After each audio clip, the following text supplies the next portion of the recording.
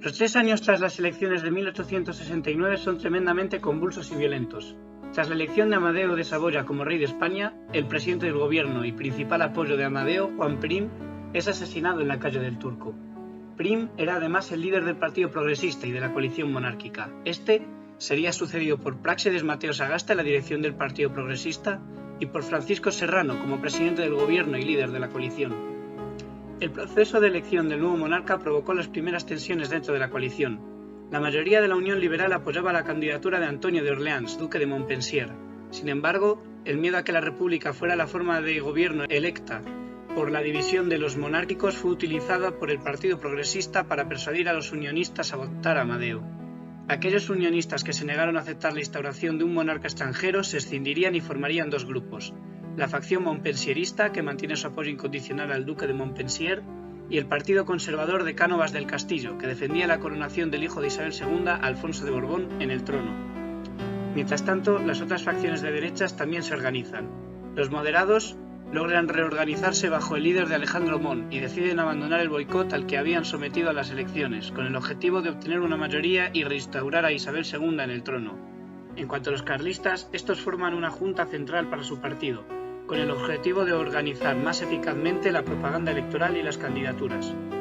Este órgano estaría dirigido por Francisco Javier Fernández de Nestrosa y Santiesteban, aunque en la práctica el movimiento estaría dirigido por Cándido Nocedal, portavoz parlamentario de los carlistas y principal partidario de la vía electoral en el carlismo.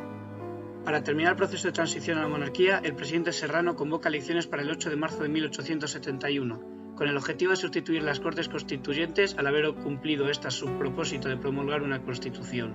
En estas se elegirían 391 diputados más los 18 por Cuba y los 11 por Puerto Rico.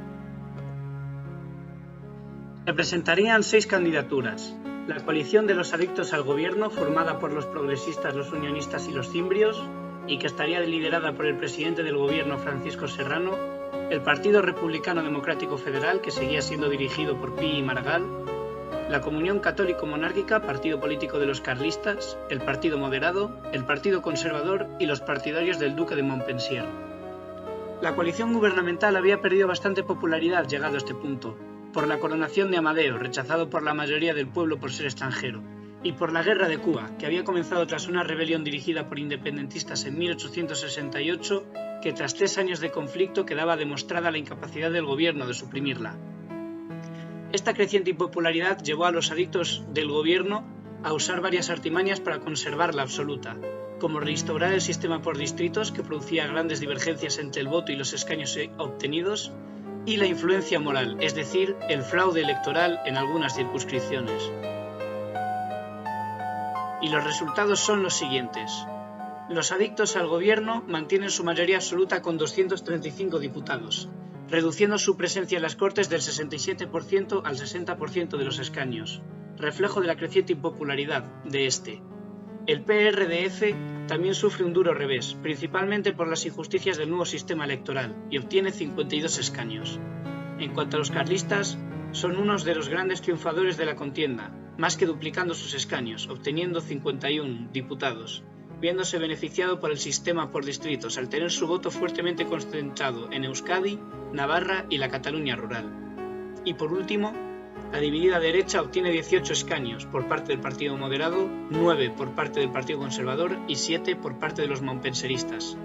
Además de estos, se eligieron 19 independientes, más otros 18 y 11 independientes por Cuba y Puerto Rico respectivamente. Los adictos del gobierno emplearían su mayoría absoluta para elegir al progresista Salustiano de Olózaga como presidente del Congreso y al unionista General Serrano como presidente del gobierno.